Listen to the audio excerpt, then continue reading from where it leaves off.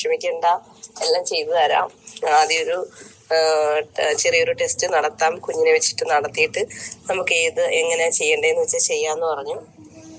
അങ്ങനെ അത് കഴിഞ്ഞിട്ട് ക്ലാസ് തുടങ്ങി.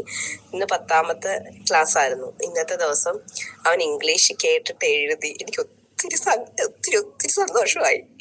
എനിക്കത് എങ്ങനെ പറയണ്ടേന്ന് അറിയത്തില്ല.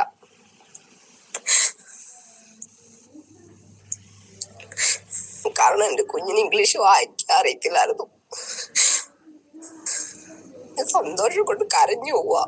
എനിക്ക് അത്രയ്ക്ക് എനിക്ക് വോയിസ് ഇടണമെന്നുണ്ട്, പക്ഷെ എങ്ങനെ അത് വോയിസ് ഇടണം എന്ന് എനിക്ക് അറിയത്തില്ല.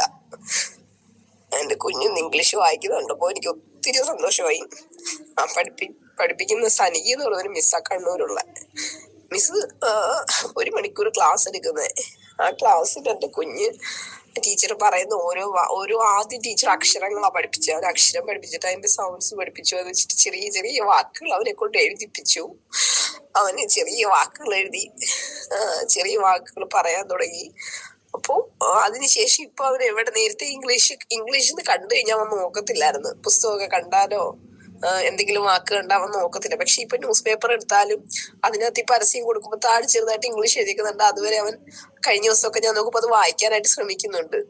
ഇന്ന് അവൻ ഇംഗ്ലീഷ് വായിക്കുന്ന കണ്ടിട്ട് എനിക്ക് ഒത്തിരി, കാരണം 10 ദിവസം കൊണ്ട് ഇത്രയും, പക്ഷെ 20 ദിവസം കൊണ്ട് മാറ്റി തരുമെന്ന് പറഞ്ഞപ്പോ എനിക്ക് ആദ്യമൊന്നും വിശ്വാസം ഇല്ലായിരുന്നു. ഞാൻ വിചാരിച്ചു കുഞ്ഞ് പഠിക്കുന്നെങ്കിൽ പഠിക്കട്ടെ, അങ്ങനെങ്കിലും അവൻ ഇംഗ്ലീഷ് എന്നുള്ള പേടി മാറുമല്ലോ എന്ന് വിചാരിച്ചിട്ട് ചേർത്തതാ.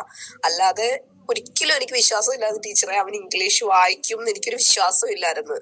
പക്ഷെ പകുതി ദിവസമായപ്പോഴേ അവൻ ഇംഗ്ലീഷ് വായിച്ച് ടീച്ചർ വായിക്കുന്ന കേട്ടിട്ട് അവൻ എഴുതുന്ന കണ്ടപ്പോ എനിക്ക് ഒത്തിരി സന്തോഷമായി. പിന്നെ അവൻ ഇംഗ്ലീഷ് അങ്ങനെ